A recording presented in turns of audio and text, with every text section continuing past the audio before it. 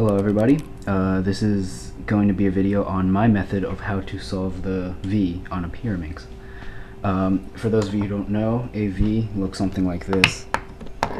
It's basically one layer except missing one edge, so what you see here is it's just basically a V. So I'll show you my method of solving that.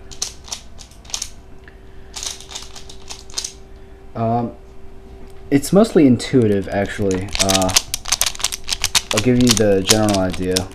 The way I do it generally is you solve two edges that's attached to a tip. So here's a tip, and then there's already an edge attached.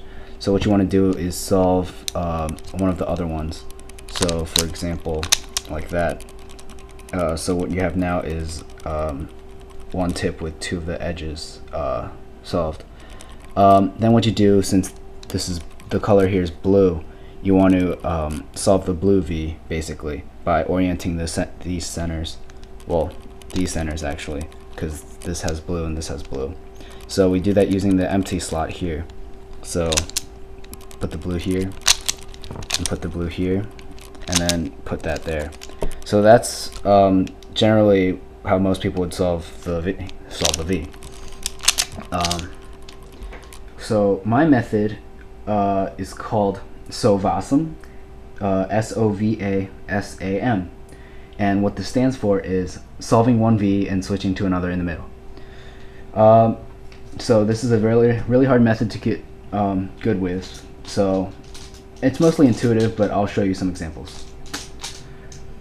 All right, let's see.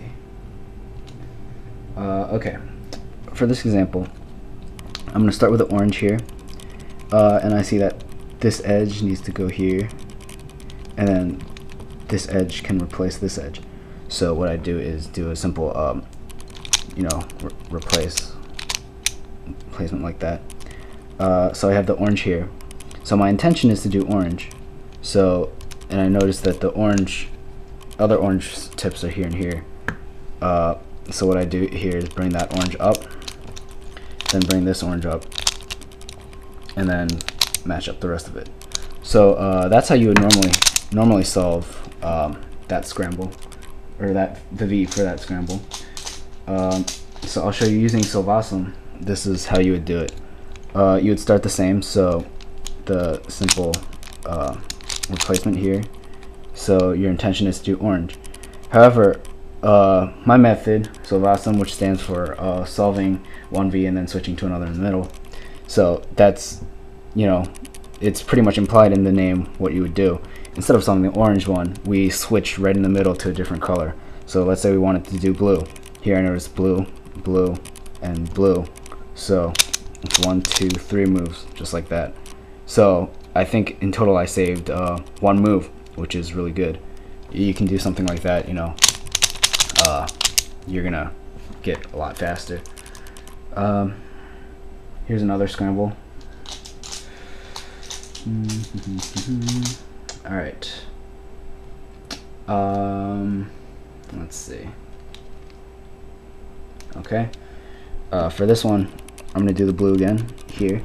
And what I see is this edge belongs in the back here, and then this edge belongs here. So what you do is rotate that and then place those two edges like that. So our intention is to solve the blue side. So what I see here is that there's a blue center here, and then a blue center here. So what I do is I mesh up this blue. But then what I notice is I can do the green instead, because now I have a green block and this green one oriented. So I can just place this green center here and do that. So our intention was to originally do blue, but you switch to green and it saves you a move or two. So this method is really good because it helps you save a couple moves, which in the end helps your times by a lot, maybe like 0.1 seconds. It's pretty amazing. So here's the last scramble. Alright. Okay. So I'm gonna do orange here. This belongs here, and you can replace it. You can take it out and then replace this edge and then place this edge here, so orange. Our intentions are to do orange, so here's orange and orange. So let's match up this orange center first. Then we notice we have a blue here, and these two blues are already solved, so we just switch to blue right in the middle, and we saved a couple moves, which is good. So I recommend learning this method if only if you're already pretty good and you just want to get at extra little time to help your solves. I'd say if you're averaging maybe sub 3, it'd be a good idea to learn this. It might help you get down to like sub 2.9 or something. So yeah, I hope you find this helpful. Thanks.